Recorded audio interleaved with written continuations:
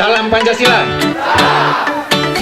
Adik-adik barangkali pernah menempuh mata kuliah Pancasila dan membaca tulisannya Bung Karno yang mengatakan bahwa Pancasila itu awalnya adalah sebagai sebuah common denominator, sebagai alat yang bisa mempertemukan berbagai kepentingan yang oleh Bung Karno disebut dengan meja statis, yaitu bahwa kondisi bangsa Indonesia yang sangat beragam dari ras, etnis dan sebagainya itu tidak mungkin berbasis pada ideologi agama tertentu ataupun ideologi yang bersifat fasis, sehingga Pancasila sebagai alat pemersatu itu yang disebut sebagai meja statis.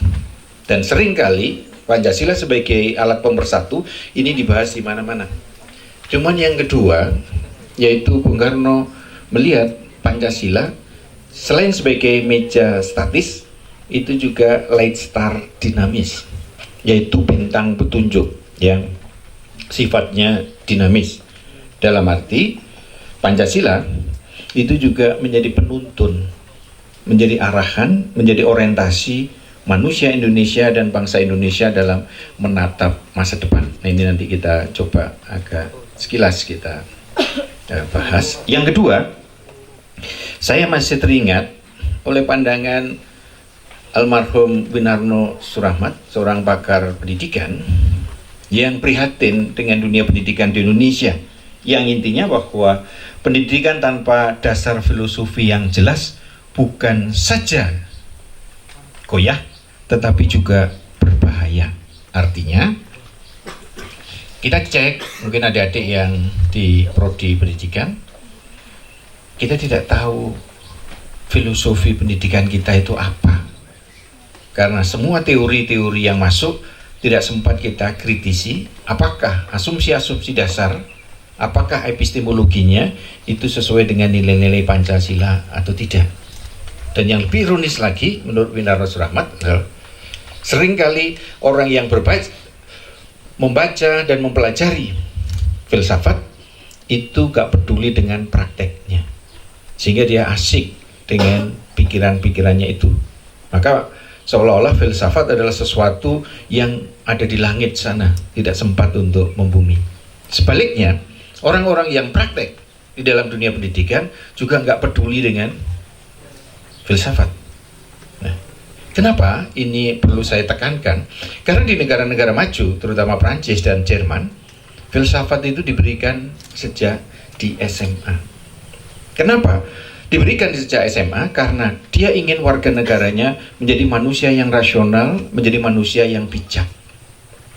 Sehingga dengan mempelajari filsafat, dia bisa membiasakan berpikir yang komprehensif dan mendalam. Maaf ini kesannya guyon ya, tetapi mungkin adik-adik bisa melihat realitasnya bahwa sebagian besar masyarakat Indonesia, termasuk kalangan kampus, itu nggak suka dengan filsafat. Seolah-olah filsafat adalah sesuatu yang tidak terkait dengan kehidupan sehari-hari. Tetapi kalau dijak ngomong filsafat, itu sukanya bukan main. Sehingga di Madura ada ramuan segini, di Kalimantan ada pasak bumi dan seterusnya. Nah, bagi teman-teman yang mempelajari ilmu sosial, itu akan nampak peristiwa wacana identitas atau penanda ini terjadi begitu saja atau sebenarnya ada proses konstruksi by design. Karena nanti kalau adik-adik sempat membaca tulisan-tulisan, salah satunya tulisan Fendi yang berjudul Mengurai Masa Lalu, Meringkus Masa Depan, dengan mengambil contoh kasus kerajaan di Surakarta, Mangkunegaran. Dulu bangsa kita suka filsafat, tapi oleh Belanda kemampuan itu ingin ditumpulkan, sehingga orang-orang diajak untuk memikirkan libidonya. Jadi bahasa sederhananya dalam bahasa Malang, orang diajak melatih kepala bawahnya, tapi kepala atasnya tidak pernah dilatih. Ini proses pembodohan. Mirip kalau nanti adik-adik membaca bukunya James Falk, yang kaitannya dengan penelitian masyarakat Rote, bahwa kan ada pepatah ini, mungkin ada yang dari NTT nggak nih? Ada? Oh nggak ada. Ini guyonannya begini. Jadi Alkitab turun di Yerusalem, Al-Quran turun di Mekah dan Madinah, alkohol turunnya di sana, gitu. Sehingga orang sana suka minum, itu guyon. Tapi kalau nanti Anda membaca bukunya James Watt, tahu bagaimana penjajah itu mengubah mentalitas, yaitu ketika Portugis datang ke Maluku, ke daerah NTT, orang NTT itu susah untuk dikalahkan. Maka cara untuk mengalahkan apa? Diajak mabuk. Sehingga Anda kalau main-main ke daerah NTT, Papua dan sebagainya sana, di sana ada namanya minuman sofi, yaitu minuman keras tradisional yang dibakar itu nyala. Dan mereka nikmati hidup ini. Nih, artinya apa? Adik-adik yang saya hormati, ini mirip dengan tulisan Bung Karno maupun Bung Hatta di dalam beberapa tulisan dia. Kerugian terbesar bangsa Indonesia ketika dijajah bukan hilangnya kekayaan ekonomi, bukan matinya para pahlawan kita, tapi yang paling utama adalah hilangnya karakter asli orang Indonesia, yaitu manusia yang suka berlayar, manusia yang biasa berpikir terbuka, dan manusia yang percaya diri.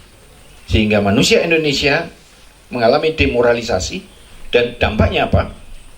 Karakter bangsa Indonesia menjadi manusia yang inferior, manusia yang rendah diri, terlalu mudah terpukau dengan sesuatu yang dari luar, dan tidak peduli, bahkan menegasi, tidak mengakui nilai-nilai yang ia miliki. Apa yang di dalam teori-teori sosial dianalogikan, kita menjadi maling kundang, yaitu tidak mau mengakui ibu pertiwi kita dan yang lain. Coba kita cek saja, banyak kasus-kasus peristiwa semacam itu. Sehingga di dalam proses nasionalisme, kita tidak boleh meninggalkan bahasa kita, kita tidak boleh melupakan sejarah kita, dan kita tidak boleh terpisah dengan kebudayaan kita. Karena sebuah bangsa kalau sudah terpisah dengan kebudayaannya, abai dengan bahasanya, dan tidak peduli dengan nilai-nilai yang ia miliki, maka bangsa itu sudah tercerabut dari kondisi realnya. Dan ini yang menjadi sangat berbahaya. Maka pikiran Winarno Surahman, saya berharap nanti kita kaji agak lebih detail. Saya berharap mudah-mudahan adik-adik yang menjadi pelopor Pancasila di UM mulai memikirkan, mungkin tidak, epistemologi yang berbasis Pancasila dikembangkan. Kenapa? Karena beberapa kali saya ikuti, termasuk 1 bulan yang lalu di Komite Ekonomi dan Industri Nasional, ketika ingin menyusun buku putih tentang sistem ekonomi Pancasila. Saya tanya beberapa narasumbernya ketika saya beri sambutan, mayoritas di kampusnya tidak ada mata kuliah ekonomi Pancasila. Kok lucu? Di kampusnya nggak pernah bicara ekonomi Pancasila, tapi di forum yang terhormat itu yang bersangkutan dengan mudahnya ingin menyusun sistem ekonomi Pancasila. Itu tidak salah. Tetapi kalau kita bicara tentang sebuah pengejawantahan ilmu, mungkin adik-adik pernah membaca bukunya Thomas Kuhn tentang revolusi ilmu pengetahuan. Ilmu pengetahuan itu selalu berbasis dari konsep-konsep keprihatinan ilmuwan dan cara pandang dia terhadap masalah yang ia hadapi.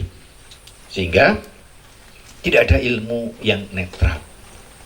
Dalam kasus ilmu ekonomi, adik-adik mungkin ada yang dari Fakultas Ekonomi, yang kita pelajari selama ini di SD sampai S3, ilmu ekonomi bukan ilmu ekonomi yang berbasis pada paradigma Pancasila, tapi ilmu ekonomi yang berbasis pada teori-teori neoklasik yang dalam bahasa masyarakat disebut dengan neolib, yaitu turunan dari pikiran-pikiran Adam Smith, yang dimana lebih menekankan pada kebebasan, freedom, lebih menekankan pada property right, hak milik, dan self-interest, kepentingan diri.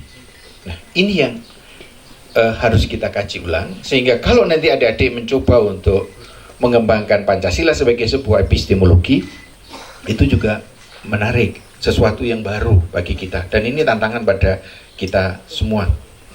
Yang ketiga, ini ya juga menarik dari Ki Hajar Dewantoro, dan ini yang sekarang ini, akhir-akhir ini kami rasakan, yaitu bahwa pengajaran nasional ialah pengajaran yang selaras dengan penghidupan bangsa dan kehidupan bangsa. Kalau pengajaran kita tidak berdasarkan kenasionalan, sudah tentu anak-anak kita tak akan mengetahui keperluan kita, lahir maupun batin. Lagi pula tak mungkin anak-anak itu mempunyai rasa cinta bangsa, dan makin lama makin terpisah dari bangsanya, sehingga kemudian barangkali menjadi lawan kita. Artinya bahwa akibat materi proses yang kita lakukan di dalam dunia pendidikan tidak berbasis pada nilai-nilai keindonesiaan, maka justru setelah dia lulus anti dengan nilai-nilai keindonesiaan. Saudara-saudara, cek apakah Pancasila sekedar masa lalu atau untuk masa depan.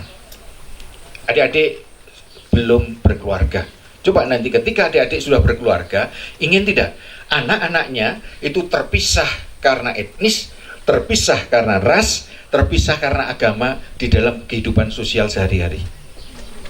Nah, kalau itu terjadi, maka Indonesia itu menjadi hancur. Maka nasionalisme yang inklusif itu sejak awal harus kita lakukan. Bagi adik-adik yang dari biologi atau mungkin yang juga suka ilmu-ilmu pertanian, kita sadar bahwa itu sudah sunatullah, sudah hukum alam, bahwa kalau kita ingin mencari bibit yang unggul, maka harus dicari galur murni yang berbeda. Sehingga kalau galur murninya dekat, keturunannya, bibit yang dihasilkan itu tidak sehat. Sehingga kenapa di dalam ajaran agama incest itu dilarang? Karena DNA-nya terlalu dekat. Maka kenapa hibrida di dalam bidang tumbuh-tumbuhan, hibrida di dalam bidang hewan, itu selalu dicari unsur-unsur bibit yang jauh galur murninya. Nah, makanya yang belum punya pacar, ingin memperbaiki keturunan, tolong dipikirkan kira-kira kalau kawin itu etnisnya terlalu sama atau tidak, rasnya sama atau tidak. Ini untuk perbaikan keturunan ke depan. Itu realitas yang bisa kita lakukan ya. Yang berikutnya adalah saya kutipkan dari pendapatnya almarhum Sujatmoko, mantan rektor Universitas PBB di Tokyo, yang melihat bahwa suatu bangsa yang sedang membangun, suatu bangsa yang sedang berjuang, tidak bisa lain daripada melangkahkan kakinya pada jalan yang disinari oleh cita-citanya. Dan untuk memahami cita-cita itu, kita juga harus tahu sejarah bangsa yang bersangkutan. Karena tanpa cita-cita, nilai-nilai bangsa tidak bisa dimengerti, dan tanpa referensi pada sejarah dan pengalaman bangsanya, kita bisa menjadi manusia-manusia yang lupa akan ingatan kolektif bangsa kita.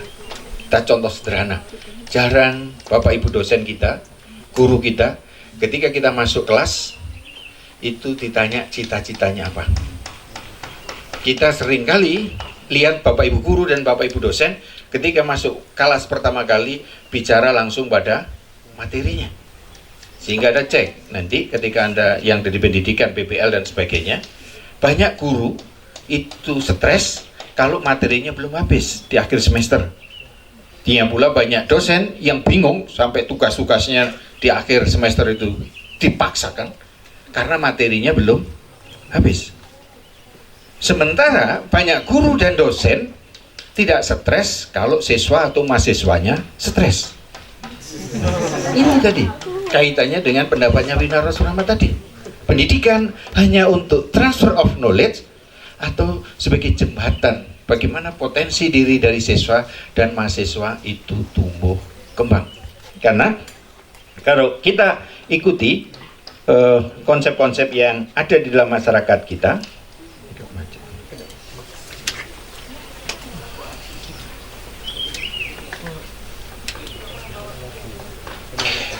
ada problem yang kita, seperti yang tadi katakan oleh Sujatmoko, yaitu kadang-kadang kita lupa dengan kondisi kebangsaan kita, kondisi geografis maupun kondisi alam, kekayaan sumber dayanya. Yang pertama adalah bahwa by nature, secara alami kita itu berada di tengah-tengah pelayaran dan perdagangan dunia. Anda cek, masyarakat-masyarakat yang maju biasanya adalah masyarakat-masyarakat yang di tengah-tengah pelayaran dan perdagangan, karena masyarakatnya itu dinamis. Dan orang-orang yang dinamis semacam itu, kenapa? Karena di tempat-tempat yang semacam itu ada ruang timbulnya silang budaya, sehingga orang tidak mudah kaget kalau ada sesuatu yang berbeda. Sehingga cek saja, mungkin sangat mungkin di antara adik-adik ada yang baru berpisah dengan keluarganya di tahun yang lalu, maka pertama kali Anda pisah kos di sekitar UM, nggak sampai 1 minggu yang diingat adalah orang tua, adik, dan seterusnya. Padahal dulu ketika kumpul kakak, adik, bahkan orang tua itu merasa tidak ada apa-apanya. Tapi kenapa ketika kita jauh itu justru ingat, sehingga bahkan ada yang kena homesick dan seterusnya. Homesick itu rindu pada kampung halaman yang luar biasa itu, terutama oleh mereka yang masih mbok-mbokan gitu, sehingga keterpisahan. Artinya apa? Sebagai seorang mahasiswa, adik-adik diajak untuk belajar, untuk melihat sesuatu yang objektif itu tidak harus selalu dekat. Coba kalau catatan adik-adik ditempelkan di mata, itu bisa dibaca tidak? Tidak. Tapi ketika kita tarik, itu justru bisa. Sehingga mungkin yang dari jurusan geografi bisa mempelajari bahwa kartografi, orang membuat peta dulu. Ketika awal membuat peta, itu kan dengan perjalanan. Jadi justru dia dekat, dia bisa membuat peta. Tapi bentuk petanya lebih baik tidak dengan peta yang dibuat dari satelit. Nah, artinya jarak yang jauh itu tidak selalu lebih jelek, karena justru dengan ada distansi, akurasi itu bisa terpenuhi. Sehingga inilah ilmuwan ini harus terbiasa sebagai seorang mahasiswa mengembangkan apa yang disebut dengan sensitivity of the problem, kepekaan terhadap masalah. Karena kalau kita lihat, kita ambilkan contoh bahwa sejak zaman Pithecanthropus erectus, yang namanya benda yang ada di bumi ini pasti jatuh. Tapi kenapa baru Newton yang menemukan hukum gravitasi?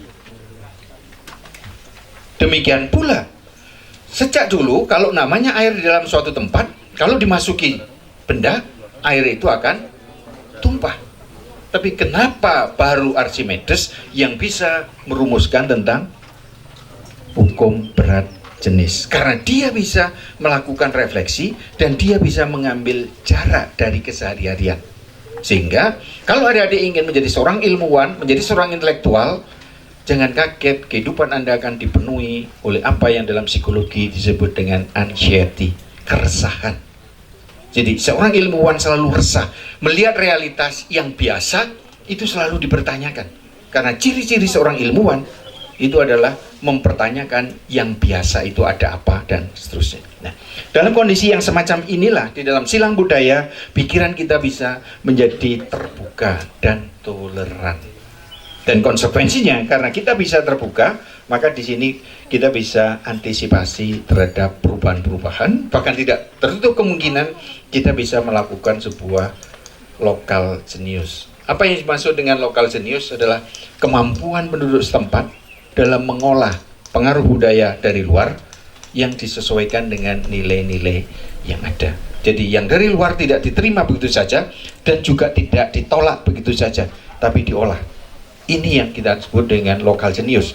Sementara ketika kita mengikuti medsos, seringkali justru ada informasi yang tidak diverifikasi. Bahkan belum dibaca saja sudah di forward ke grup lain. Itu mahasiswa di luar sana. Kalau mahasiswa di sini insya Allah tidak. Ya, tidak jauh berbeda saja. Lalu yang berikutnya sumber daya alam. Kalau saya dengar tadi malam ada yang kedinginan, yang 14, bahkan ada yang sakit. Coba Anda mulai membayangkan saudara-saudara kita di Jepang, saudara-saudara kita di Korea, Cina, Eropa, Amerika yang kadang-kadang suhunya di atas 40 derajat di musim panas dan di bawah 0 derajat di musim dingin. Nah, ini artinya apa? Kalau kita ngikuti konsepnya Toynbee, konsep challenge and response, tantangan dan jawaban, tantangan kita itu relatif rendah. Maka ketika ada perubahan iklim ke-14 saja, itu fisik kita sangat rentan. Padahal kalau kita suka olahraga, kita bisa memilih makanan-makanan yang baik, kita bisa. Dampaknya berikutnya apa? Karena setiap hari kita bisa mengambil kekayaan dari alam semesta ini, budaya menabung, budaya itu tidak bisa. Karena kalau saudara-saudara lihat di Korea, Jepang, ataupun Eropa, terutama sebelum munculnya teknologi, kalau orang tidak bisa menimbun makanan untuk musim dingin, alamat dia mengalami kesulitan, bahkan mati. Karena ketika iklim di bawah 0 derajat, ketika pemanas belum ada, tidak mungkin dia keluar dari rumah. Maka dia harus mengumpulkan makanannya. Sehingga ada waktu-waktu tertentu untuk kerja keras dan ada waktu-waktu tertentu untuk bertahan hidup. Nah ini, sementara di kita, tidak musim kemarau, tidak musim hujan, kalau mau mencari ketela pohon atau mencari makanan-makanan yang lain, itu sudah tersedia. Sehingga dalam tantangan konsep yang semacam ini, adik-adik bisa cek kenapa negara-negara yang iklimnya keras itu biasanya masyarakatnya lebih kreatif. Dan kita seringkali mengalami itu. Nah, tapi yang berbahaya lagi untuk kasus Indonesia dan negara-negara berkembang lain, gara-gara sumber daya alam ini mengundang bangsa asing untuk mengeksploitasi kita. Dampaknya apa? Seperti yang tadi saya katakan, karena penjajahan itu tidak hanya merusak lingkungan alam, tapi yang paling berbahaya adalah merusak pikiran atau moral bangsa kita, sehingga kita mengalami demoralisasi. Adik-adik bisa cek, terutama kenapa makanan-makanan tradisional tidak kita sukai, karena kita tidak pernah mengangkat makanan tradisional ke dunia iklan. Sehingga kalau kita makan makanan junk food, ya kita sebut aja mereknya, seperti Kentucky atau fried chicken, kira-kira itu lebih bergizi mana dengan masakan Padang atau yang lain. Nah, tapi coba dicek di beberapa kota, orang kalau makan itu sayurnya juga seperti itu, sausnya, mungkin nanti teman-teman yang dari kimia atau biologi atau yang sosiologi bisa mengusulkan program gimana mengecek makanan-makanan semacam ini. Kenapa ini hebat?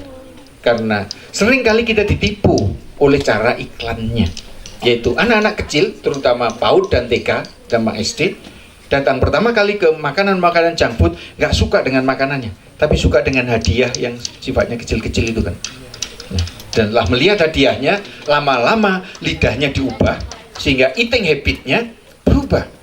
Padahal nanti kalau Anda lihat, ketika kita ingin membangun nilai-nilai kepancasilaan, nilai-nilai keindonesiaan, kedaulatan, yang diutamakan adalah kedaulatan pangan. Gimana kita bisa membangun kedaulatan pangan kalau lidah kita sendiri sudah didominasi oleh orang asing?